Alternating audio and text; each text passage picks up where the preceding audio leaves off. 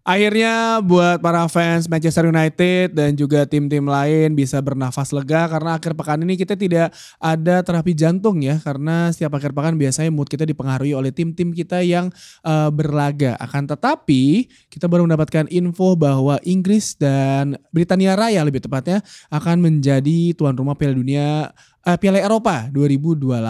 Apakah ini akan menjadi Piala Eropa pertama Inggris atau lolos kualifikasi aja tidak? Ya kan? Selamat datang di Box to Box Football Show.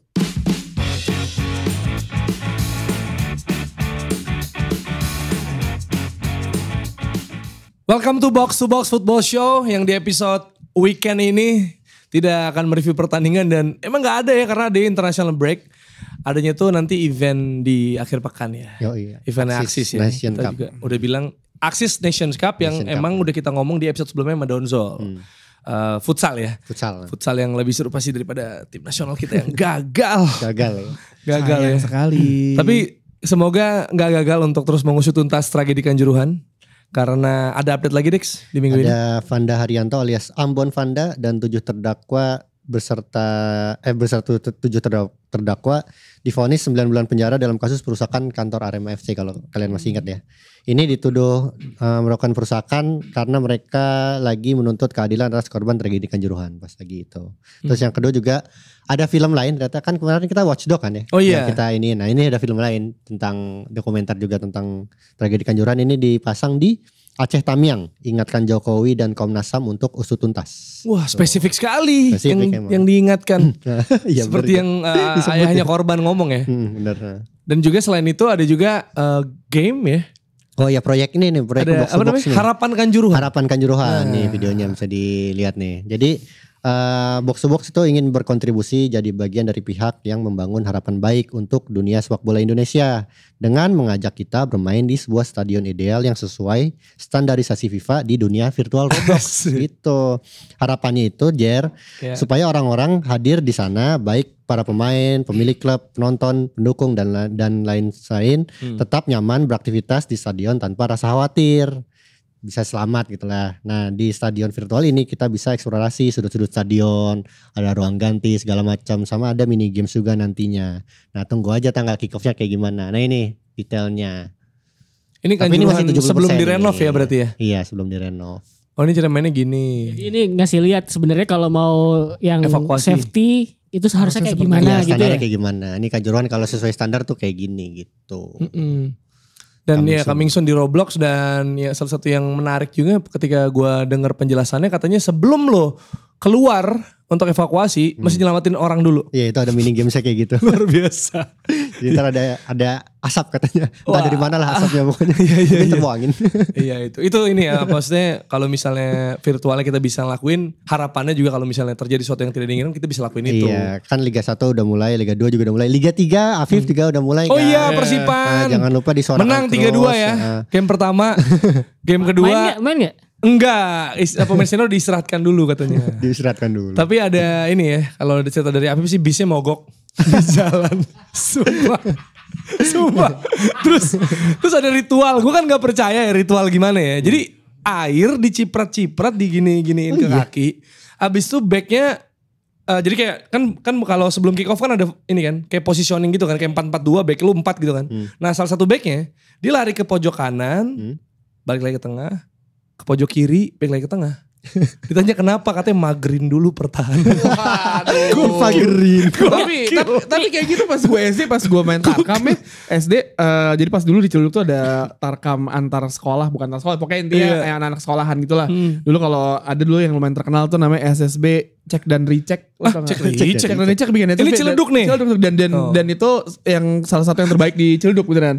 Sama sekolah sepak bola Ciledug sama SSB Bintaro. SSB Bintaro tuh yang main tuh ini apa namanya si Ben Kasyafani. Oh iya. Anak-anak 21st Night gitu. Cek dan Recheck. Nah terus pas main tuh gue waktu itu gue lupa lawan siapa ya. Gue wakili SD gue Budi Luhur kan. Main nih lawan gue tiba-tiba naruh apa di gawangnya gitu. Jadi semenjak dini udah ada praktik-praktik gitu. Udah terus kayak gue main ya kan. Saat itu posisi gue adalah gelandang bertahan kan. Okay. Gelandang bertahan itu bek kanan. Pokoknya striker gue tuh jago banget, beneran jago. Dia pokoknya sampai SMA tuh dia menekuni untuk jadi pemain bola, tapi ketika dia mengenal dunia malam dan wanita kayak dia pensiun deh. Oh, ya lebih enak ternyata. Gak gol Jer, sampai akhirnya ada temen gue nih kayak dia tahu deh, dia sosok lagi corner gitu ngambil dibuang. Abisnya kebobolan 4 gawangnya. Ya itu percaya gak percaya ya. Iya sih. Tapi kan yang lebih ajaib lagi adalah ketika lo main di sana lo merasakan lo dijadiin main pinggiran sama abang-abang. Kayak tong sini tong. Awas kalau oleh gue pinggiran nih, anjing gue dijudiin bang. Bener. Sedih banget ya. Tapi gimana ya pulang-pulang dikasih 100.000. Tapi kalau judi mah wajar karena gue pernah main di kampus gitu. Terus ada teman gue masuk gitu dari substitution. Terus ada suara, ya dia lagi gitu kan. Jatuhin mental ya. Maksudnya gara-gara orang main pinggiran. Maksud gue dia kan cuma ingin main doang. Lagi liga kampus doang gitu. Taunya jadi judiin. Ya, ada skornya. Tapi memang kalau main buat ya pas gue SD itu ya percaya gak percaya sejak dulu udah ada lah. Maksudnya lu kayak sesimpel kayak lu kalau bikin pensi sekolah lu kalau gak hujan lempar kolor ke genteng. Nah, ya kan gitu. Ya, percaya gak percaya. Dari kecil ya. Cuma gue baru tau dari SD sih. Gak ada gue SD kayak anjing. Masa kalau tadi kan misalnya temen gue main kan mungkin dia skillnya kurang. Jadi sehingga yang pasang di pinggiran bisa kalah. Tapi kalau mistis nih gak ketebak nih. Tapi menurut gue itu ya kalau bilang mistis iya, tapi lebih kayak lu tuh pede. Sesimpel kayak lu mau berak kalo tapi lu ada batu di kantong. Lu ketahan berak karena lu percaya batu gua tuh bisa memberikan ini. Sama kayak lu gelang gelang apa? Balance apa? Power balance memberikan keseimbangan. Si ada keseimbangan itu. Gila. Ya kan satu dunia ketipu. Kalau lo ingat kan gue pernah bilang ada kolor ajaib itu kan yang Ederson punya. Ya itu emang bagus sih buat pemain. Ya udah lakuin aja apa yang lo percaya buat naikin psikologis lo aja gitu. Ya sepak bola ritual juga banyak sih ya sebenarnya. Tapi emang di kalangan Tarkam nih gokil. Ini gue gak ngomong liga ya. Kalau liga kan profesional dong pasti. Kalau Tarkam, denger cerita Tarkam tuh kayak ternyata ada yang misalnya bisa megang orang, bisa megang tim kita, misalnya biar kuat, biar gak dijebol, biar mainnya keras, bisa megang lawan. Lawan jadi lemah. Mungkin Ronaldo Ayan mungkin karena itu. Ada juga yang megang lapangan. Gue baru tahu ada yang megang lapangan cuy. Sakti juga. Megang lapangan ya. Jadi adu apa ya? Ilmu. Adu ilmu ya. Iya. Jadi kalau megang lapangan bola lepas gitu-gitu. Itu kalau kan kita udah ya Allah alam ya. Maksudnya percaya lo kalau kejadian sikis ya. Udahlah sikis sih. Sebenarnya sikis. Itu ini lebar dikit. Gue ada cerita juga soal sikis soalnya. Cuman ini beneran sepak bola Inggris tapi. Oke. Sepak bola Inggris. Lu tahu kan kalau misalkan di zaman dulu itu Liverpool sama Manchester United itu kan siapa namanya? Shankly sama Busby itu kan temenan kan. Sebenarnya Shankly sama Busby temenan dan Shankly tahu lah Man United itu tim jago. Ada beberapa pemain merepotkan. Salah satunya tuh Bobby Charlton gitu. Nah ini gue pernah baca di salah satu forum pendukung Man United ini anekdot ini cerita ini gitu. Jadi pada satu pertandingan di Anfield gitu ya, pemain Man United disambut gitu pas datang Anfield sama Shankly disambut. Selamat datang. Bobby apa kabar ke Bobby Charlton gitu. Apa kabar? Baik loh gitu kan dikit-dikit nama Bobby Shankly. Baik sir baik segala macam gitu kan. Terus kayak tapi ini serius nih. Kok tampang lu agak pucet ya? Digituin. Sama Shankly digituin. Kok tampang lu agak pucet ya? Yang bener enggak saya sehat-sehat aja. Enggak tapi gue ngeliatnya agak pucet nih gitu. Semoga lu baik-baik aja ya gitu. Terus kemudian di ruang ganti tuh katanya si Charlton itu agak memikirkan apa yang diomongin sama Shankly gitu. Kepikiran jadi emang gue pucet ya gitu kan segala macam insecure kan. Emang gue pucet. Beberapa setengah jam sebelum pertandingan dapat kabar Bobby Charlton gak jadi main karena sakit. Anjing. Wah. Enggak ini serius. Tapi ini gue baca di kan dulu kan gue suka baca forum-forum pendukung Man United gitu kan. Keluarin dong anekdot apa yang pernah lo baca di buku atau di yang lo denger dari orang-orang zaman dulu gitu turun menurun ya. Nah dia terus yang posternya itu bilang ini dari buku ini gue lupa gitu tulisannya. Nah ini ada cerita anekdot soal Shankly sama Bobby Charlton dia bilang kayak gitu. Ini lucu banget. Nah itu tadi ceritanya. Goblok banget. Ya tapi kalau sugesti. Itu lebih ke sugesti sebenarnya kayak sesimpel mungkin ya. Ini teori gembel gue ada Haaland gak nyetak gol kayaknya ada yang ngomongin dia deh. Atau kuncirannya salah. Atau enggak pacarnya kayak marah-marah mulu di rumah gitu kan. Kunciran kali salah. Kuncirannya mungkin bukan Saliba ya. Ya atau enggak lu ingat Saliba yang masang kali. Ini teori gembel gue ya. Ketika pemain menjadi covernya FIFA atau IEFC yang paling baru, performanya turun. Ronaldo kena kasus di Las Vegas. Ya Mbappe bagus Mbappe. Royce enggak. Mbappe decline habis Piala Dunia. Ya kan musim lalu Mbappe, Sam Kerr tuh. Itu patah sama ini Madden NFL ketika si Mahomes jadi cover, Iya. tapi dia dapat Super Bowl akhirnya. Ya, kalau bola lu bayangin deh, lu coba deh. Beda sama Wayne Ada Rooney, teori-teori Ronaldinho nih gitu. sekarang nih. Teori-teori game Tapi sebenarnya buat episode kapan gitu bagus kali ya kita bahas Persis ya, ritual nih. bisa. Ya kan nanti kita bahas lah ritual-ritual dan juga bisa ngasih masukan kalau yang pernah lu denger. Kan tadi kan lu bilang forum pemain MU. Iya. Ada Ini apa? forum pendukung fans gitu. Nah fans, lu tulis di kolom komentar juga kalau ada cerita pemain bola yang gak umum ya. Iya, yang iya, lu tahu kira-kira ada kejadian mistis apa gitu ya. Karena kan sebenarnya kalau kayak gitu sama aja kayak lu mau nge-MC Jar. Lu pengen lu misalnya pengen nge-MC grogi, lu katakan lu Psikologi. berak dulu lah. Iya. Ya kan, terus biar Ritual. lega gitu. Nah, ini kan lumayan kayak kalau dari ceritanya Rossi ya, berarti ya sesimpel kayak lu kok kurang oke sih. Tapi emang banyak kan aslinya juga gitu kan. Tapi even Anfield itu sebelum renovasi itu emang didesain untuk mengintimidasi lawan. Jadi main gamesnya tuh udah ada dari desain stadion. Jadi Lorongnya kalau kecil. sekarang itu kalau lo lihat Anfield yang baru ya, itu kan benchnya tuh agak berjarak, Iya. agak berjarak. Cuman ketika gua terakhir datang ke Anfield sebelum dia direnovasi, Udah ketemu penonton kan? kayak gua sama Tio gini benchnya kan sebelahan. Jadi biar orang yang datang ke Anfield itu tim tamunya nggak nyaman sebelahan sama tim kandang gitu. Lu Udah nggak apa-apa lo sini aja. Terus gitu. udah gitu lu nggak tahu kalau di ruang gantinya bentukannya kayak gimana kan? Kecil banget. Ruang Anfield ganti dulu lawan tuh kadang dibikin kagak ada enak-enak ya. Mungkin kalau kita Gitu. sebagai orang Indonesia yang sering main di stadion yang mungkin ya stadion ya old school udah biasa lah ngelihat kayak gitu. Tapi kalau lu ingat gak ketika SEA Games di Manila yang lapangannya kayak gitu terus bangkunya tuh bangku apa gitu? Bangku Citos. Bangku Citos atau Bangku Citos apa yang- gitu belum yang- beres atau apa? yang plastik bahkan. Iya bangku plastik itu kan intimidasi kan. Kalau Kamboja kemarin sih bukan Saywar ya. Emang belum beres ya?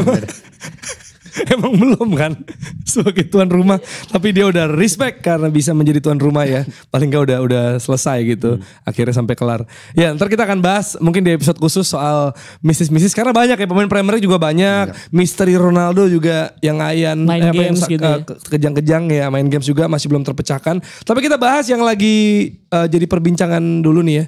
Yaitu adalah Euro 2028. Euro 2028 ini akan digelar tadi Tio udah bilang di 6 negara. Piala Dunia 6 negara, Euro 5 negara. Ya ada Inggris, terus Wales, Scotland, Irlandia Utara, Irlandia Utara dan RI, RI. Republik Irlandia. Irlandia. Ini dia. Wah, Haji kan paling kanan tuh. Iya, RI. Wah Robertson tuh Scotland bukan McTominay tuh gimana tuh? Itu poster pas ngebitnya itu. Oh, pas Tadi, ngebit. pas ngebitnya. Mungkin sekarang jagoannya udah ganti kali. Bellingham harusnya. Oh iya bisa jadi ini. Jude. Ya dan di Inggris itu ada 6 stadion ya. Sisanya tuh 1 di masing-masing negara. Ada Wembley, ada Spurs, ada Etihad di City, terus ada St James's Park, Villa Park sama stadionnya Everton yang yang belum jadi. belum jadi ya. Dia propose new ground namanya adalah Bramley Moor Dock. Oh ini yang baru dibangun berarti ya? Iya, sisanya itu Inggris akan memainkan 28 dari 51 pertandingan. Terus sisanya ada di Cardiff Principality Stadium di opening game-nya. Terus 6 pertandingan di Wales di Hampden Park.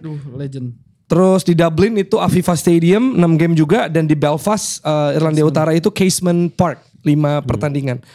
Ini Kok nggak ada Old Trafford, Tua, Anfield anjing, itu dan stadion juga tua. Emirates paling nggak. Maksudnya Gimana Old tuh? Trafford, Anfield, Emirates kalau dari berita yang gue dapet Old Trafford udah ketuaan sih. Oke, make sense. Ketuaan. Anfield juga.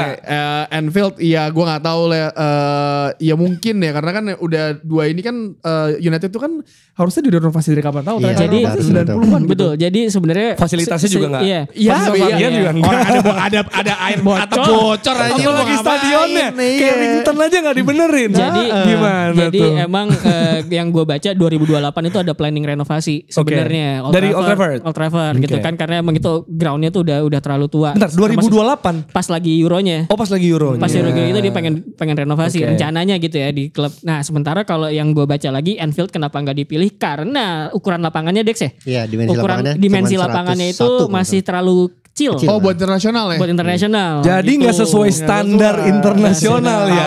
Kalau Ada banyak kontainer nggak di situ? Kalau Emirates tuh karena udah ada Wembley kan? Iya, udah ada Wembley, ada Spurs, makanya kemudian dipilih Emirates. Padahal nggak Emirates dipilih. tuh bagus loh lokasinya dekat ini, dekat di apa namanya? Islington. Berarti- Kereta Tapi api. jadinya ini ya Spurs yang stadiumnya lebih bagus dari Emirates ya sebenarnya. Karena kan Setelah baru direnov ya. juga. lebih baru kan? Lebih baru. Ada stadion Aviva tapi kan Aviva. Itu Sebuah FIFA. Itu ini Nggak, kalau ini oke, nggak sponsor apa-apa. itu.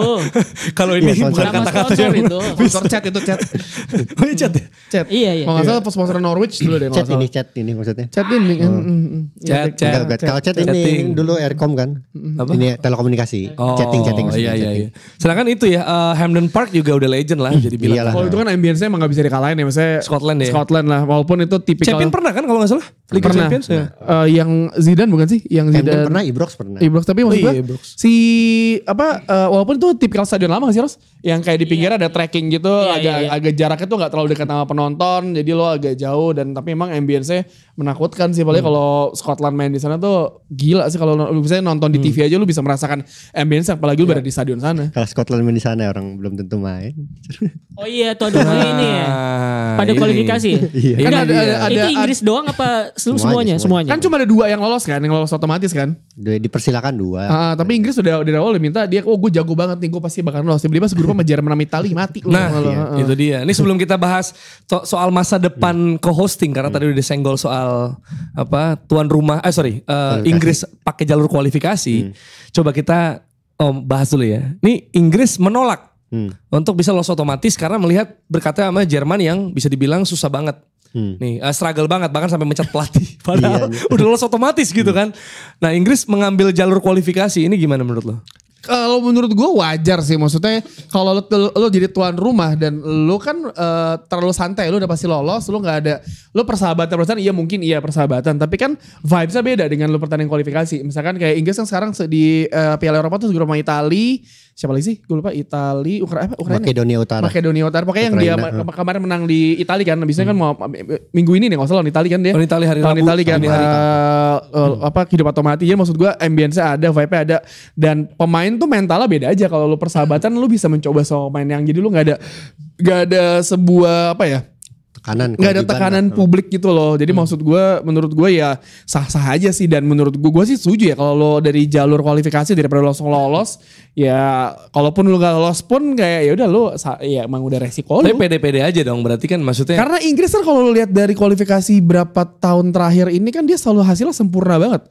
Kecuali 2002 ya, maksudnya pas dari 2018 dia lolos paling cepet tuh. Yeah. Terus Piala Eropa juga. Terus yang terakhir Piala Dunia juga beda cepet kan. Lolos, maksudnya sepede itulah mereka untuk lolos ke Piala Dunia atau Piala Eropa kan. Iya. Dan ini kan tuan rumahnya 5 ya Dex ya. Iya. Cuma maksudnya Inggris mau kualifikasi. Nah 4 negara sisanya gimana? Jadi ini per hari ini ya, per hari Kamis nih UEFA emang belum nentuin. Dia bilang bakal nentuinnya nanti di kongres keberapa gitu tahun depan. Makanya bukan tahun ini. Jadi dia bilang dibaca. Ya, sebenarnya kan ada 5 tuan rumah nih. 5-5 disuruh ikut kualifikasi. Semuanya disuruh ikut kualifikasi. Tapi andaikan nanti yang lolos itu 5-5-nya, berarti 5-5 lolos. Oke. Jadi tuan rumah. Tapi cuma 4, ya udah 4. 3. 2. Nah, gimana kalau kurang dari 2? Kalau kurang dari 2, misalkan cuma 1, cuma Inggris doang lolos. Nanti ada 1 lagi yang lolos pasti nemenin. Gimana nentuinnya? Lihat dari peringkatnya. Oh, lebih fair kayak gitu ya. Jadi misalkan yang lolos ternyata nanti dari kualifikasi cuma Skotlandia, tapi dari kualifikasi itu di bawah Skotlandia itu Inggris sebenarnya yang progresnya paling bagus juga, terbagus kedua, ya udah. Oke. Inggris dan Skotlandia lolos. Ini kan sebenarnya dikasih privilege tapi nolak ya. Karena gue mau jalur kualifikasi aja. Itu dari sisi FA Inggris. Nah kalau negara lain sikapnya gimana sebenarnya? Negara lain sikapnya masih sama kayak Inggris sih. Maksudnya Mau juga kualifikasi? Mau juga karena mereka juga menilai. Jadi laga non internasional laga yang bukan kualifikasi itu kan gak kompetitif kan katanya kan, bisa bercermin dari Jerman juga sama dampaknya adalah nurunin peringkat FIFA kan. Kalau kualifikasi kan pengalinya kan lebih tinggi. Kalau laga persahabatan pengalinya cuma 1. Peringkat FIFA itu buat apa sih? Buat turnamen selanjutnya nanti mereka dapatnya pot 3 ntar gitu-gitu, pot 4 kayak masuk gitu. akal. Jadi mereka visioner aja sih, mikirnya kayak ya udah kita butuh kualifikasi lagi pula. Lo kalau lihat tuan rumah terutama Euro ya, kalau Piala Dunia beda data sih. Tuan rumah Euro tuh kebanyakan yang nggak perform sih pas Euronya. Kecuali Euro terakhir ya yang banyak negara itu fan Kalau itu Euro. kan itu ulang tahun UEFA ya nggak salah ya. Iya. Nah sebenarnya kalau seremonial banget ya ulang tahun UEFA gitu, ulang tahun Piala Dunia, juga. dibikin Amerika Ternyata Latin. Indonesia doang ya. Iya, seremoni semua nih luar biasa. Tapi gini, Ros, berarti kan sebenarnya kalau negara yang kayak Inggris, ya anggaplah dari 5 ini udah pasti lolos Inggris lah. Hampir pasti lolos lah gitu kan. Kayak kita juga gak pernah, nyaris gak pernah denger Inggris gak lolos kecuali Euro. Ya McLaren. McLaren. Iya, Euro 2006, 8 ya? Ukraina. 2012 ya? 2012 dia naik. 2008 nih kalau nggak salah. 2008 kayaknya. Yang nggak lolos Ukraina akhirnya. Kroasia kan. Inggris tuh goblok. Yang kalah sama Kroasia ya kalau nggak salah di akhir. Nah, Bilic. tapi Steve McLaren. sisanya kan pasti lolos lah. Bahkan tadi Tio bilang soal sempurna. Nah, berarti sebenarnya 4 negara ini ya saingan aja berebutin satu paling nggak kan? Jadi kan dari 4 ini paling nggak ada yang satu kan gitu kan? Jadi Ya, sebenarnya mereka Paling nggak ada satu ya. Paling nggak ada satu walaupun gua nggak tahu sistemnya mereka kan beda-beda grup juga kan bisa Beda-beda jadi ya pas grup. lagi kualifikasi ya bisa aja Tergantung mereka dapat jalur dari kualifikasinya juga lolos langsung kan bisa juga belum gitu tentu loh. beda grup, bisa jadi ada yang segrup. Oh enggak, Bisa jadi ada satu grup. Feeling Iya gue sih. kalau tuan rumah kayak dijadiin pot 1 deh. Jadi lu gak bakal sama tuh. Itu kan kalau undian grup turnamen ya. turnamennya, ini kan kualifikasi. Enggak, kualifikasi feeling gue gak mungkin disamain. Kalau disamain rugi di UEFA-nya. Teori gembel gue ya. Iya. Karena mendingan lu dipisahin satu, saya Inggris grup 1 loh. Jadi kayak semuanya punya kesempatan untuk lolos. Itu idealnya emang gitu menurut gua ya Dia idealnya nunggu kayak kongres gitu. kayak mikir dulu dah. Ya kan? Soalnya kan ya mereka mikir, banyak yang nanya juga. Mereka mikir, lo tau gak sih ini tuh baru mainnya kapan, nanti abis Piala Dunia 2026 beres. Masih lama. Masih lama dia bilang gitu. Jadi biarkan kami mikir dulu. Mereka UEFA bilang Mengkaji gitu. ulang ya, studi dulu ya, studi. Tapi kalau tuan rumah mau udah pasti dong, nggak mungkin dicabut gitu kan? Tuan rumah udah pasti. Ya. Kecuali ada konflik di dalam negeri. Ya gitu bisa. Itu bisa dicabut. Sebenarnya Irlandia sama Irlandia Utara kok konflik loh sebenarnya. Iya. UK Musim sama Britania kan kadang suka ada konflik juga. Iya, Bisa tiba-tiba aja. Skotlandia merdeka gitu. Saya ingin merdeka. 1 gitu. bulan sebelum turnamen hati-hati. Tendang kamu.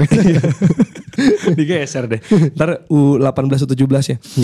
Kalau tadi kita lalu bilang soal Jerman. Jadi mungkin ini berkaca dari Jerman yang Iya, emang Jerman. keteteran bahkan mencat pelatih padahal ya sebenarnya jelek performanya tapi kan sebenarnya mereka udah pasti lolos kan untuk Euro. Euro Tapi di Piala 2024 ya. Karena Di Piala tuan Dunia rumah. juga jelek. Mereka kebanyakan ngurusin hal di luar lapangan. Nah itu dia. Nah kalau dari Jerman sendiri nih.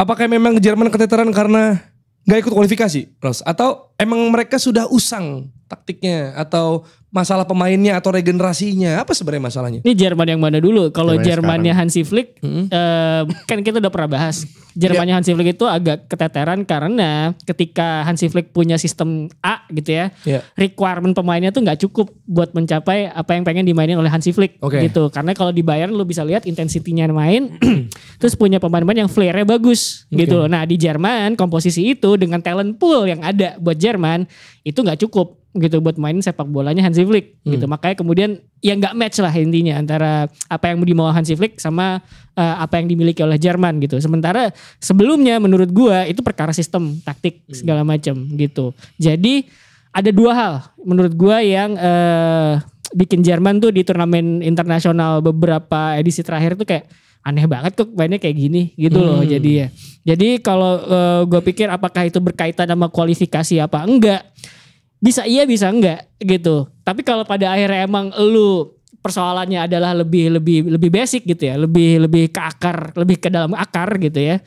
Ya mau lo kualifikasi apa enggak itu akan tetap ada gitu. Karena kalau udah berkaca dari Romano Rossi berarti kan lo lihat terakhir kali Jerman menurut gua enak dilihat tuh 2014 mereka juara kan. Iya. 2016 itu Euro ya terus 18 Itu semifinal kalau nggak salah ya? Iya tapi 16 pas semifinal. ya karena kan itu masih ada basian dari 14 kan. Iya, Terus iya. Pemainnya segala. 2018 hancur berantakan kan. Nggak lolos grup. 18 walaupun cross nyetak gol indah ya ke gawang Swedia. Terus 2020 Piala Eropa kalah sama Inggris di Wembley. Saat itu mungkin ada salah satu tim ya misalnya ya bisa dibilang mulai kombinasi muda sama tua. Tapi setelah itu pas Piala Dunia kemarin lu lihat aja misalnya kayak sekarang siapa sih pemainnya yang mungkin ya benar kata Rossi yang bisa dimainin sama Hansi Flick yang dia mau ya kayak waktu itu Rossi pernah bilang kan di Bayern Munchen dia punya Lewandowski di Ada Jerman Alphonso Davies nah, gitu. di Jerman ada siapa gitu terus di Fulkrug. ini maksud gue banyak Iya. masalahnya sih dibilang Jerman kalau bisa dibilang ini kayak kalau menurut gue adalah sama kayak waktu Belanda itu pemain bintangnya tuh regenerasi agak lama mandek gitu jadi kan lu nggak ada regenerasi cepat kan walaupun sekarang ya udah pelan udah mulai naik lagi dan ini yang harus diatasin Jerman maksudnya Jerman tuh dulu terkenal under 21 under 23 bagus-bagus loh Iya. kayak Mesut Ozil terus juga Jerome Neuer Boateng Gue inget yang turun di konfederasi itu kan. Itu kan pemain muda mereka tuh kan. Ya, eranya Goretzka dan kawan-kawan lah. Itu udah dikasih menit bermain dan jadi andalan bahkan juara juga. Jadi enak tuh regenerasi ke atasnya gitu Berarti kan. lu mesti ngecek lagi maksudnya ini ada apa nih dengan sistem grassrootsnya di Jerman.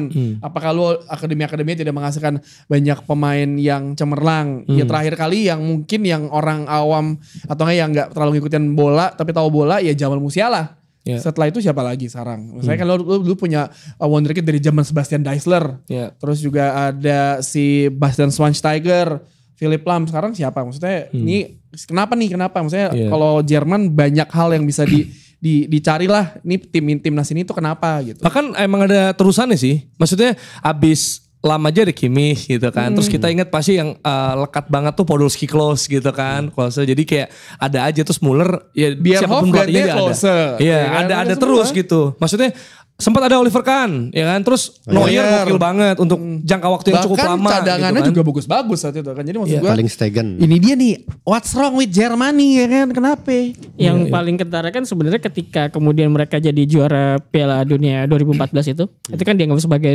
puncak kan. Iya. Karena setelah riset. Iya, setelah riset gitu. Jadi ketika mereka di awal pangkal tuh Euro 2000 kan Erik Ribbeck.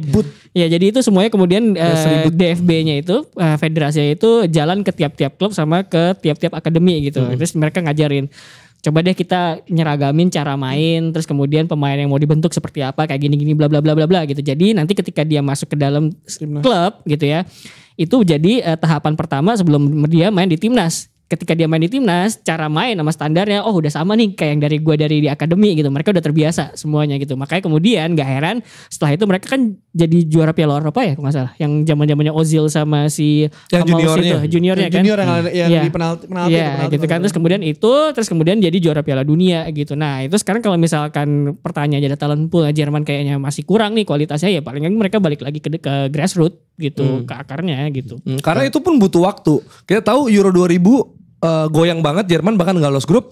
Terus sebenarnya walaupun 2014 juara, tapi banyak pihak yang mengatakan termasuk orang Jerman bahwa sebenarnya salah satu menuju puncak mereka tuh 2010 tuh udah jadi. Tinggal dikit lagi 14 akhirnya kena hasilnya kan 2010 juga ya, susah, karena kalah lawan Spanyolnya lagi gila banget. 2008 final gawat sih 2008 tuh gawat. Dulunya kalah sama Spanyol tuh ya. 2008 kalah di final. Jadi berarti butuh sekitar 8 sampai 15 tahun lah bisa dibilang untuk beneran. Kalah sama Italia kan Del Piero kan. Iya, jadi sebenarnya udah progres banget. Udah mulai kelihatan. Nah ini maksudnya setelah Piala Dunia 2014 orang tuh udah mikir kayak siapa yang gantiin Schweinsteiger, siapa yang gantiin Philipp Lahm.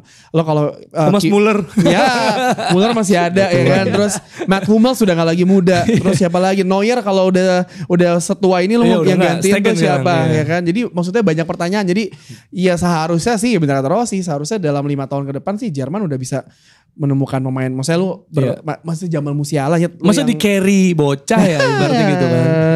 Iya benar. Dan ini Dex sebenarnya kan kalau tadi kita bilang pentingnya kualifikasi. Bisa aja gak sih ini gara-gara kalau gak ada kualifikasi akan ada friendly match kan. Nah kadang friendly match juga ada kepentingannya. Apain mereka ke Amerika lawan Amerika dan Meksiko. Iya Tuchel kan bilang kan ini tandingnya mau di Jerman. Terus kita tandingnya apa? Pemanasannya friendly-nya ke Amerika. Itu yang lawan Meksiko jam 2 pagi waktu Jerman. Ya biar orang Jerman merasakan apa yang kita rasakan dari kecil ya nonton bola jam 2 pagi no Liga Champions. Enggak maksudnya ini kan lawan tim yang gak akan mereka lawan di Euro. Ya kan mainnya juga bukan di Jerman sebagai mereka tuan rumahnya gitu. Kalau dulu pelatih Julian Klinsmann main di Amerika masih make sense ya. Julian dulu di Amerika tapi kayak ini ya buat apa aja. Tuchel kan udah bilang ya, Tuchel curhat kan kemarin kan katanya ya ngapain di jauh-jauh nggak make sense aja gitu. Ini bakal buruk buat stamina pemain gitu. Terus habis itu dibalas kan sama si Nagelsmann bilang, "Iya sih kalau gue jadi masih jadi pelatih klub kata kata Nagelsmann, gue juga akan berpikiran hal sama. Cuman gue akan berusaha ke staff-staff gue untuk ya pemain sesehat mungkin lah nanti setelah pulang dari sini. Cuman gue melihat kepentingannya bisnis sih kalau dari kenapa friendly yang kali ini ke Amerika Serikat. Terus juga nanti November juga. Jadi kalau dilihat ya kan sebenarnya yang dibutuhin sama Jerman kan bukan cuman performance doang kan, tapi juga keuangan juga. Kenapa? Karena kalau lo lihat pendapatan tiket dari laga kualifikasi sama laga persahabatan itu beda. dari harganya beda, dari pendapatannya beda, dari pengalihannya juga beda. Nah kalau mereka bisa ke Amerika Serikat itu juga mereka bakal dapat duit lebih banyak sebenarnya itu yang Oh mereka iya, incar. yang tadi kita bilang di awal, maksudnya kualifikasi sama persahabatan vibes-nya pun beda kan. Karena ketika lu nonton, simpel lu nonton tour tim-tim lu di Singapura deh.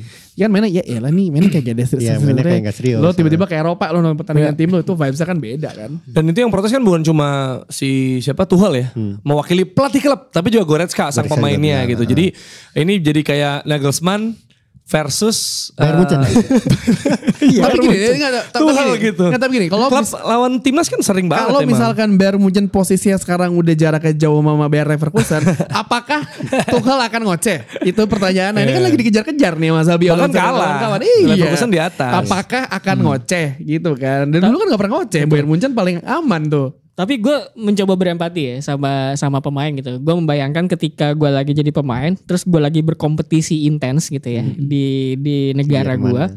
Dan ketika itu kan berarti kan gue harus fokus banyak gitu kan, nggak cuma latihan, tapi gue juga harus fokus gue nggak boleh kebelah nih.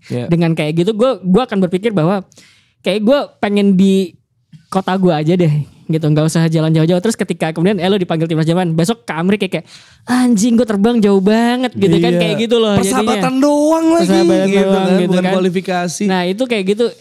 Gue harus mengakui Kalau nolak timnas dibilang gak nasionalis. Gue harus mengakui. Gue gak tahu kalau Tio gitu kan. Cuman terakhir kemarin ke Surabaya itu ya buat gue flight dua kali gitu ya dalam 3 hari itu kemepetan gitu. Apalagi yang long haul flight kayak gitu. Gue tuh akan selalu ngerasa bahwa flight dua kali dalam 3 hari itu mepet gitu. Itu biasanya gue nyampe begitu mendarat tuh langsung stay down dulu gitu kan, segala macam. Sama ritme pertandingannya juga Ros. Jadi itu juga banyak dikritik ritme pertandingannya. Misalkan gue udah cocok nih mainnya di jam malam gitu. Tapi begitu kalau lo main di Meksiko jamnya kan jam 2 Jerman kan, lo harus menyesuaikan lagi. Ntar begitu pulang, aduh ritme gue berubah lagi nih. Gitu. Iya, jet lagnya di lapangan. Iya. Itu banyak yang ngerti no offense kan. Iya. Tahun 8 harus main bagus, harus main bagus kan. Terus abis itu lu udah goyang badan lu, ibaratnya suruh balik ke liga lagi. Makanya lo kalau lihat, kalau sekarang yang di beberapa 4 tahun terakhir mungkin ya, lo lihat laga-laga persahabatan Brasil lawan misalkan lawan Cina gitu ya, mainnya di Old Trafford gitu, mainnya di Inggris gitu. Maksudnya kenapa? Karena pemain-pemainnya banyak yang di situ supaya ritme pertandingannya nggak berubah. Argentina aja waktu itu mainnya di Eropa kan, Argentina siapa? Bener. Tapi emang klub dan tim klub versus timnas ini di mana-mana ada sih, dan menjadi konflik juga kan gitu ya. Jadi apalagi pelatih timnas, pokoknya orang-orang timnas lah sama klub gitu, pasti biasanya ada konflik-konflik lah. Tapi yang tadi kita belum bahas ya, kita agak tarik dikit soal co-hosting. Ini kan Co-hosting? Gue pikir dia nanya beneran. KOK ya, KOK. Piala Dunia 2026 di 3 negara. Ya kan? 2022 cuma 1 negara, hebat banget ya. Iyalah. Gak gede padahal negaranya. Qatar gokil ya yuk. Deket kemana-mana. Gak co-hosting tuh Qatar bisa ternyata. Deket kemana-mana bener kagak bohong itu negara. Gokil. Antar stadion tuh. Antar stadion lu bisa 1 hari ke semua stadion juga keburu Karena kayaknya. negaranya banyak yang bertanding ya kan. Fansnya banyak. Aman tuh semua. Pak Tio. Gak ada kericuhan ya. Alhamdulillah. Wah luar biasa. No alkohol itu kuncinya. No alkohol kecuali VIP. Kuncinya itu di stadion gak boleh. Nah itu dia. Jadi 2026 3 negara, 2028 5 negara, 2030 6 negara, 2032 2 negara. Italia, Turki. Apakah kok hosting ini akan menjadi masa depan? Kalau lihat juga di biddingnya 2030 juga sebenarnya ada juga Denmark, Faro, Finlandia, Norwegia, Islandia. Anjing negara-negara mahal itu ngapain ya? Ngapain sih? Ini tahun depan nih 2030 ya. Kita jadi pengen kesana mahal. Mahal anjing negara-negara itu. Dex pernah ke Islandia tuh, si murah tuh Mahal kayaknya. ya. Kalau Faro gue sama Denmark mahal sih, mahal banget. Ya sebenarnya itu adalah dibilangnya adalah masa depan hosting turnamen olahraga, co-hosting itu banyak negara. Bukan dibilang soal geografis ya. Kalau soal geografis sih UK sama Ireland tuh deket-deketan sebenarnya, tapi spesifik banyak negara supaya banyak BUMN kali yang bisa bantuin gitu. Lebih ke ini gak sih? Lebih ke karena waktu itu gue sempat bahas juga ketika lo ngeliat Olimpiade Brazil, Yunani Ya. Kan tuh satu host ya. Ketika itu selesai, Krisis negaranya. banyak Iya, yang iya, banyak yang misalnya stadionnya nggak kepake lah, jadi terbengkalai. Dan akhirnya setelah itu kan kayak 2012 Inggris akhirnya berkaca kan. Dia nggak mau kayak gitu. Akhirnya berapa tempat-tempat yang baru. Akhirnya setelah selesai Olimpiade di remake lagi sama dia untuk jadi sesuatu kan. Jadi tempat yang akhirnya berguna untuk publik lah kasarnya seperti itu. Jadi memang dan kosnya gede banget dan belum tentu balik modal. Yang paling chaos kemarin kan Jepang Olimpiade pas pandemi. Tokyo, iya, pas iya, udah mulai penonton gak datang. Padahal itu bisa dibilang menjadi salah satu Olimpiade yang paling meriah. Iya, Jepang, bener, Jepang ya, maksudnya secara negara juga. Secara negara dari Indonesia dekat, terus juga secara culture kayak misalkan ya ketika gue di sana 2019 itu udah ada promo kayak sekarang ke Paris tuh udah ada promo 2018 tuh. 2019 sudah ada promo. Lu bayangin ya, mereka bikin promo dari karakter anime mereka yang ada untuk Olimpiade gitu. Jadi kayak itu kan ya akhirnya pandemi chaos sih buat bener-bener. Gue Tapi emang tadi ya. Tio bilang gak ada yang balik modal. Ini ada studinya dari Side Business School. Dia menganalisis 30 Olimpiade musim panas musim dingin.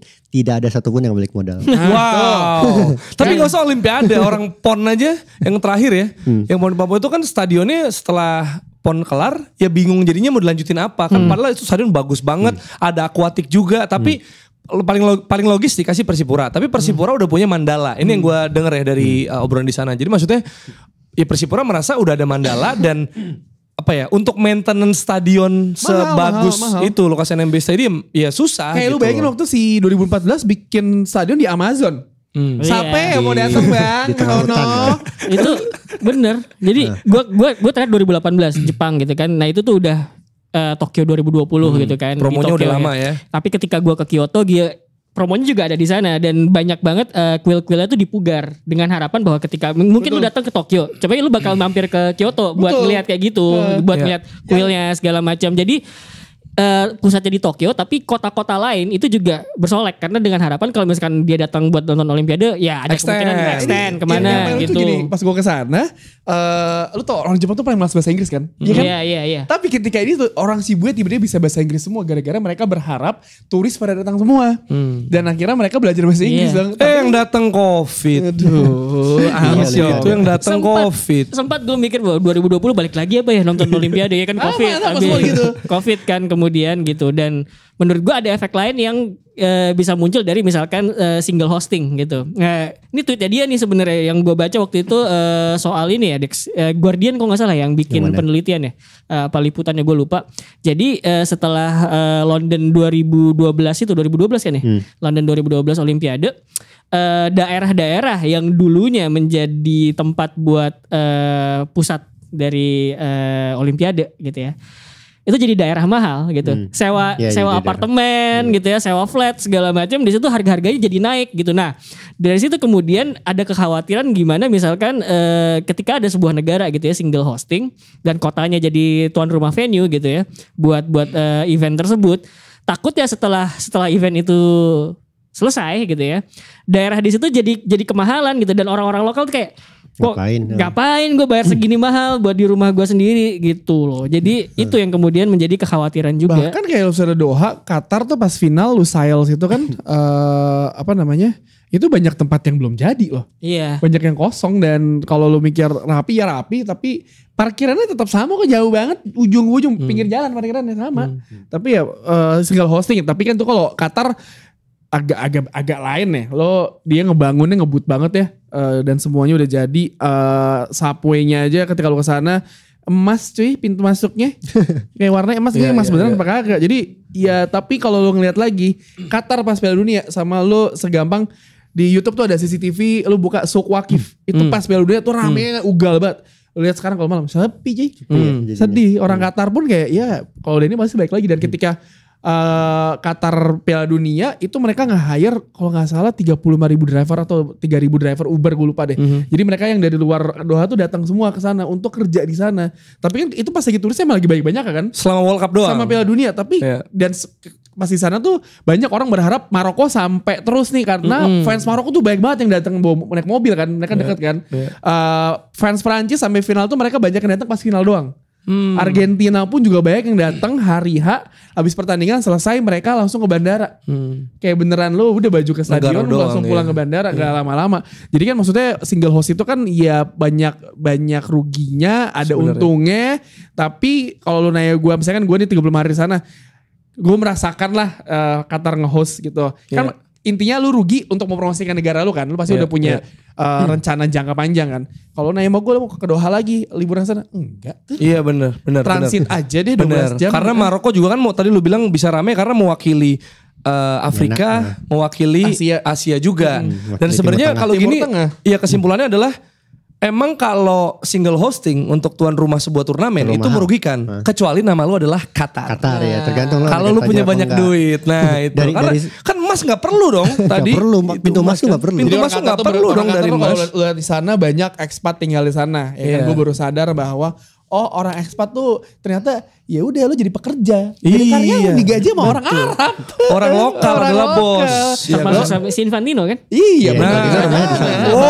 Bapak ya saya udah kerja sana. Infantino karyawan ya kalau di Arab ya. Nah kan yang gini kan, kalau dari anggaran tuan rumah Piala Dunia sama Olimpiade itu yang kepake buat olahraga itu dikit banget, 77%-nya itu kepake buat infrastruktur. Iya. Jadi infrastruktur itu pertanyaannya infrastrukturnya bakal kepake apa enggak setelah kayak tadi yang Tio bilang klub itu jadi sepi apa enggak, itu yang harus dipikirin. Sebenarnya untuk negara tersebut ya jadinya ada pembangunan ya kan. Tapi gue aja seneng ngeliat abis Asian Games. Indonesia kan kalau misalkan ya nggak usah bohong lah, lo Indonesia kalau mau ada event langsung bagus semuanya ya kan. Betul. Tapi GBK menjadi salah satu yang sampai sekarang masih kepake banyak loh. Yes. GBK-nya, Aquatic Center selalu rame, stadion banyak Patriot, Pakansari. Terus ini apa namanya Gelora basket apa? Yang basket Indonesia Arena. Sebelum Indonesia Arena yang ada yang lama. Hall A apa? Yang seberangnya Hotel Mulia. Hall A. Ya Hall A. Terus ada sebelah itu yang dulunya beli Arena GBK Arena itu kan. Ada Madia juga semua kan sekarang. Karena kan dan udah gitu Senayan menjadi tempat semua event di sana. Betul. Gitu. Aquatic ada. Karena orang kalau misalnya orang Senayan acara mulu, ya emang yang bagus itu. yang buat ngurusin ini semua dari mana duitnya? Iya. Nah studi lanjutan dari Saat Business School bilang yang kayak GBK itu sekarang itu bisa terjadi karena dulu kalau ingat PON ya dulu. PON kan sekarang disebar di Papua, di nanti Aceh Medan. Aceh Medan gitu. Dulu PON itu gue lupa deh berapa kali berturut-turut tuh di Jakarta terus. Sehingga Jakarta itu kompleks GBK itu jadi makin bagus dan makin kepakainya rutin gitu. Nah dibilang masa depan turnamen internasional itu kedepannya adalah negara-negara yang entah tajir, entah otoriter, atau ya emang udah siap aja infrastrukturnya gitu. Jadi nggak bisa tuh lo ngebangun lagi nih nggak, yang udah ada aja pokoknya. Iya sih benar. Karena pas Palembang juga Jakabaring bagus sih jadinya kan. Jadi sports complex gitu. Dan plus kalau misalnya lo co-hosting katakan ada 2-3 negara, lo liburan cuy. Iya benar. Jalan-jalan orang Eropa mau ya Ros ya? Mau kan World Cup berangkat 2026 ya. Mexico tapi ke Mexico. Base gue Mexico. Iya. Base di Mexico jalan-jalan yang lain. Oke mantap. Kalau Amerika ke Californianya. Oke. Nah, karena kita tadi udah bahas soal Asia ya, terutama di Timur Tengah ini ada keramaian lagi kemarin gara-gara ada attack ya yang dilakukan sama Hamas ke Israel yang mana bikin banyak yang bersuara. Tapi specifically sebenarnya kebanyakan tuh tokoh-tokoh ya, entah seleb, entah public figure, entah atlet. Jadi bukan klubnya. Gitu ya, karena ya kalau klubnya mungkin ada banyak singgungan lain sehingga pemain-pemain bahkan salah satu pemainnya adalah pemain yang mau bertanding di laga big match. Mantap. Yaitu Alex Zinchenko yang mana gue juga sempet waduh fokus gak nih dia main nih gitu. Bilang apa sih Zinchenko emang? Iya gue tahu dia vokal kan pas Ukraine kan. Pas Ukraine kan negara dia. Benar negara dia. Nah tapi dia juga bikin IG story yang akhirnya dihapus akhirnya mungkin karena permintaan. Ada lagi gak sih siapa pemain bola yang akhirnya ngapus ini? Gak ada kan? Ya kayaknya gue baca Zinchenko doang. Zinchenko yang gue baru lihat tadi Bulls sama yang klub baseballnya itu statement langsung di Instagram ya.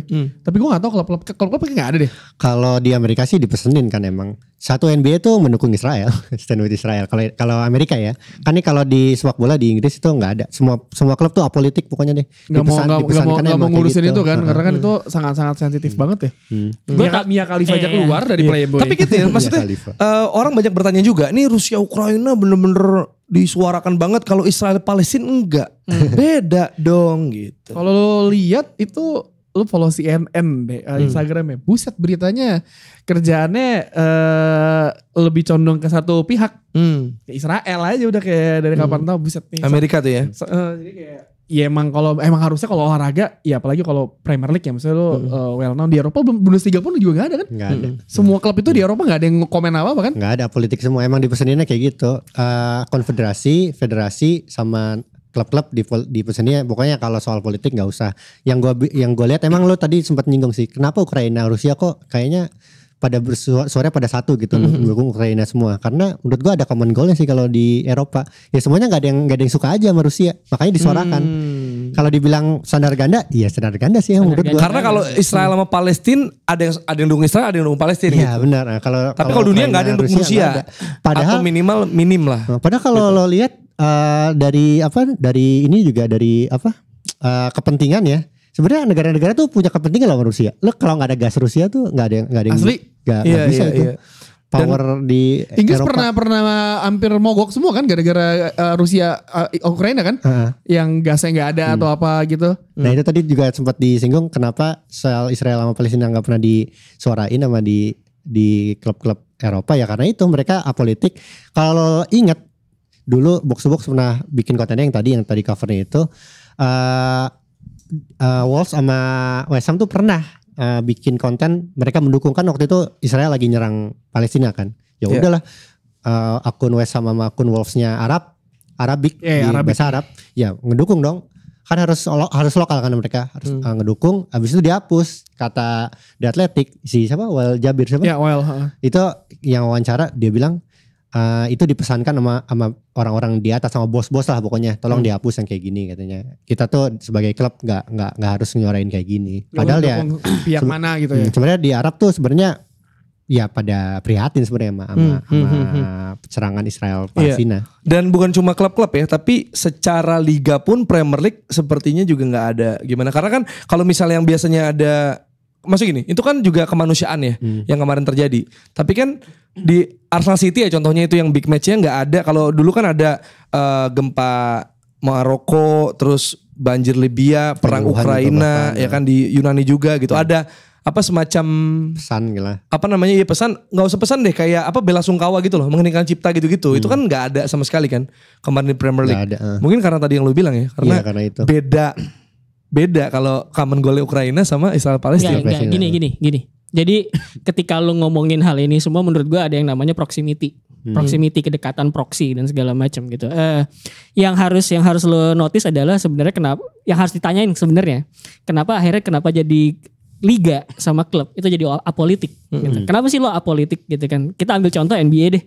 NBA ketika dia mendukung Israel itu karena ada kedekatan politik antara Amerika Serikat dengan Israel. Dan gitu spesifiknya Adam Silver. Adam Silver betul gitu. Cuman lu lihat ketika mereka pemain-pemainnya mengkritik Cina. Ya kan, perkara Uyghur itu langsung disuruh di take down semua kan, gitu kan. Itu ada hubungannya sama karena NBA ketika itu pengen merambah market Cina gitu. Karena gue nggak tahu ya, mungkin NBA pasarnya dia di Amerika itu udah mau mentok gitu ya, potensinya udah dikit lagi nih, udah bakal tercapai. Jadi gue harus melebarkan market gitu kan. Market yang bisa gue capai adalah Cina gitu kan. Makanya kemudian ketika Cina macam-macam mereka nggak berani ngeritik gitu karena ada urusan soal bisnis seperti itu, ada unsur kapitalistik di situ. Nah, menurut gue ketika kemudian klub-klub Premier League katakanlah ya sepak bola Eropa sama kemudian liganya gitu ya, mereka politik bisa jadi karena ada unsur proximity, kedekatan dunia barat dengan Israel. Israel kan gak bisa dimungkiri lah, lobby mereka ke dunia barat tuh kenceng banget gitu kan sebenarnya gitu. Itu satu. Kedua, ada kemungkinan ya itu tadi gitu. Gue tidak mau membuat ini menjadi konflik sampai menjatuhkan nilai market gue, nilai pasar gue gitu. Gue menduga seperti itu ya, itu dugaan gue gitu. Jadi mereka akhirnya memilih untuk menepikan konflik soal Israel tersebut gitu loh. Walaupun balik lagi, nah ini soal proximity juga. Kenapa kemudian Zinchenko memposting I stand with Israel gitu. Gue menduga bahwa ketika lo tinggal di dunia barat gitu ya. Ketika lo tinggal di dunia barat. Kita kan kalau di Indonesia tuh dapat relatif lebih berimbang lah. Kita tahu bahwa Palestina itu jadi korban dari sebuah apartheid state bernama Israel gitu. Israel apartheid state itu udah dinyatakan oleh PBB gitu. Itu udah fakta gitu loh. Kita udah tahu itu. Mungkin tapi kalau misalkan lu di dunia barat bisa jadi yang diterima adalah berita bahwa Israel diserang teroris Hamas gitu. Terlepas bahwa itu adalah serangan teroris dan itu salah. Kita juga harus tahu bahwa ini sebenarnya api lawan api gitu. Api lawan api. Api besar lawan api kecil. Yang jadi persoalan adalah sebenarnya Israel di sini sendiri tuh juga sebagai invader gitu loh. Dia menerapkan sebuah apartheid state, menerapkan diskriminasi gitu kan. Itu yang kemudian menjadi ada pihak dari Palestinanya tuh retaliate gitu loh, melawan gitu loh. Cuman kan di dunia barat itu jadi dispin bahwa wah kami diserang oleh teroris. Gitu loh. Makanya kemudian Zinchenko jadi I stand with Israel. Itu dugaan gue ya, itu dugaan gue. Karena soalnya agak aneh ketika dia bilang bahwa I stand with Israel sementara dia Ukraina. Dari Ukraina yang diserang Rusia. Iya, diserang Rusia, diinvasi juga sama Rusia gitu. Aneh sebenarnya gitu. Jadi lu bisa lihat dari pernyataannya Joe Biden deh ketika serangan kemarin dia bilang Israel tuh berhak membela diri karena kami melawan semua bentuk terorisme gitu kan. Itu jadi dispin seolah-olah Israel tuh korban gue diserang teroris padahal itu kan sebenarnya kan cuman retaliation dari apa yang udah dilakukan Israel terhadap Palestina. Jadi perang antar itu gitu. Pertanyaannya adalah apakah dunia barat termasuk Joe Biden gitu ya bakal komentar ketika misalkan ngelihat kejadian di mana rakyat Palestina ditarik keluar dari rumah-rumahnya. Enggak, lu keluar dari rumahnya ini punyanya orang Israel. Itu kan banyak kejadian juga gitu. Diberitakan gitu. Gak ada komentar apa-apa. Benar. Proximity-nya aja berarti ya. Standar ganda soalnya Inggris sendiri kan secara negara yang ngedukung Israel kan. Iya. Yang maksudnya kerja sama mereka juga ada banyak gitu sama Israel gitu. Itu mungkin yang ngebikin orang-orang di Inggris sebenarnya ya udahlah. Umumnya amannya nih bela Israel aja kita gitu. Bukan bela Palestina gitu. Ya kalau Inggrisnya cenderung dukung Israel. Nah tapi kalau kayak Premier League atau klub-klub kan tadi lu bilang cenderung apolitis terkait soal ini gitu kan. Kalau kita cermati juga, nah maksudnya yang terkait negaranya nih. Kan Premier League juga dikuasai stadionnya Arsenal namanya Emirates. Arab ya. City Abu Dhabi. Abu Dhabi kan? Etihad Abu Dhabi kan? Aduk. Terus Newcastle Arab Saudi. Nggak mungkin dong dia gedor-gedor soal kayak gini. Padahal ya mungkin mereka juga ada hubungannya sama hal kayak gini. PSG aja kan Qatar kan? Betul. Bahkan beIN Sport yang menayangkan Liga Inggris adalah Qatar gitu. Bahkan ada gue baca tulisannya Barney siapa ya tadi di Guardian? Barney Roney. FIFA 3 tahun terakhir kompetisinya di mana? Timur Tengah. Terus si Beckham yang lagi rame juga di Netflix nih ada dibayar tapi sebagai humasnya. Iya, Humasnya mereka. Terus juga bahkan ada di laporan-laporan yang lebih detail Hamas dibiayai oleh Qatar gitu-gitu loh. Jadi nggak bisa kan kayak gitu. Tapi gini, tuh. maksud gue, susah mereka bersuara. Konflik Timur Tengah itu emang bukan sesuatu yang bisa dibahas dalam beberapa menit kayak gini. Itu konfliknya sangat-sangat kompleks ya menurut gue. Karena belum tentu maksudnya dalam hal politik itu karena belum tentu semua negara Arab itu satu suara. Iya, buat betul. itu benar nggak satu suara. Arab Saudi nggak ngedukung Palestina kayaknya. Nah itu dia maksud gue bahkan negara Arab ke Iran sama Irak gitu katakanlah itu juga ada konfliknya sendiri gitu. Jadi konflik Timur Tengah itu sesuatu yang kompleks dan ya lu bisa baca sendiri bukan sesuatu yang kita bahas. Balik lagi ke soal Inggris, dia punya kerjasama sama Israel, punya kerjasama juga sama Arab Saudi gitu loh. Yang mana itu persoalan senjata, ya kan? Inggris sama Arab Saudi itu soal senjata segala kalau nggak salah. Jadi makanya kemudian ketika dikritik, kenapa sih lo ngedatengin ngebiarin dari sebuah kerajaan yang diduga melakukan sports washing sama diduga melakukan pembunuhan Jamal Khashoggi gitu ya. Terus memiliki sebuah klub di negara lo gitu kan. Protes segala macam bla bla bla. Tapi kan orang lupa Arab Saudi sama Inggris ya punya kerjasama terutama urusan senjata gitu.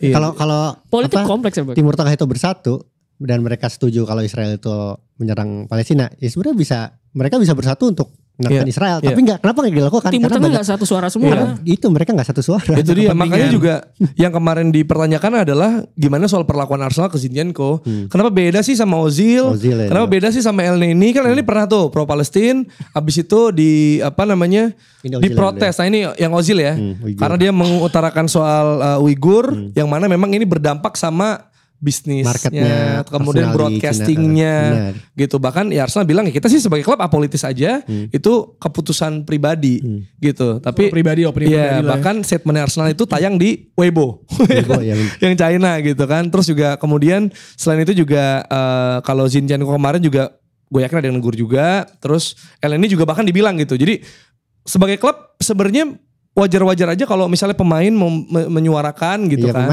Pemain dulu Kanaute kan pernah nyuarin juga Freddy Kanaute. Ya pemain sih yang beda sih sama klub, dan klub cuma bisa ngingetin doang. Jangan lupa kita punya urusan di Cina. Iya. Ozil tolong dong. Iya benar, tapi kaitannya gitu. Bahkan kan waktu si El Neni itu ngomong yang soal Palestina itu, ada sponsornya, salah satu sponsor Arsenal, Fasa Group, yang bilang bahwa ini kita nggak mau terlibat. Karena kalau kita sponsor Arsenal, itu pemain Arsenal ada kaitannya sama kami gitu. Akhirnya Arsenal bilang, El Neni ini ada wider implication nih setelah ini. Mungkin gitu, coba dipikir. Makanya kalau diperhatikan waktu soal Ozil ya kasusnya tuh. Gue ingat Arteta kan pernah ngomong ya, gue sih kasarnya gue nungguin aja gitu. Maksud gue, pasti kami udah bilang nih ke Ozil, kalau lu vokal kita nggak bisa nih. Jadi emang ada kayak gitu. Emang agak-agak. Jadi nggak mungkin let's kick politics out of football, susah ya. Tidak mungkin ya. Menurut gua. Karena menurut gua sepak bola itu harus tidak punya gelembungnya sendiri. Iya, gua tahu bahwa sepak bola itu menjadi pelarian ya. Setelah lu seminggu penat, gua weekend pengen nonton bola gitu kan. Makanya kemudian orang-orang yang bilang sepak bola harus dijauhkan dari politik, karena mereka itu pengen kayak gue refreshing dong dari dunia luar, gue pengen pelarian. Cuman pada kenyataannya sepak bola itu nggak boleh punya gelembungnya sendiri. Karena mereka harus dekat dengan dunia luar gitu. Brengseknya adalah ya yang kayak menurut gua kayak kejadian sama Cina dengan Arsenal, Ozil gitu ya, El Neni, terus kemudian dengan NBA itu kan mereka kan punya kepentingan ini kan, punya kepentingan market di situ kan sebenarnya. Makanya kemudian meskipun misalkan gua melakukan salah, inget loh, gua punya power atas market lo gitu. Lu jangan macem-macem sama gua gitu. Itu yang terjadi gitu. Menurut gua Israel juga kayak begitu. Apakah gua I stand with Israel? Tentu saja tidak gitu loh. Masa gua standing sama oppression sama apartheid kan tidak gitu. Cuman ya ada kenyataan seperti itu gitu. Ya, tapi maksud gue adalah bukan soal perbedaan perlakuan dari Arsenalnya. Wah, gue ngomong selaku fans Arsenal. Tapi yang lebih besar. Pasti kan Arsenal juga diomongin sama Premier League. Bro, pemain lu bro, tolong bro gitu. Karena bisa ngaruh yang lain gara-gara Ozil. Masalahnya ke MU juga menyangkut ya, ke Liverpool juga. Jadi ada wider implication tadi yang gue bilang ya. Karena pasti pemain juga gatel sih pengen ngoceh. Tapi pasti. ya udah. Tapi kan ada melekat identitas sih. Identitas dia. Karena pemain mana. Kemanapun lu pergi ya tim lo ada di pundak lo gitu. Berarti kan ya mereka mungkin ngedubel pas lagi ngumpul sama warga. Bener. Ya, tongkrongan. Bener. Tapi kalau di sosmed kan takutnya malah membakar isu. Tongkrongannya kan. Bener. Sama kan seperti Dexman kita bilang ada bercandaan yang bisa dikeluarin. Sama yang di-keep. Nah itu pemain bola seperti itu udah. Ya kan, karena kalau tulisan The Guardian, football is the world messaging system. Jadi itu pesannya juga mau coba dimasukin tuh sama Asia, para negara Asia dan Timur Tengah, makanya beli-beli klub Premier League gitu ya.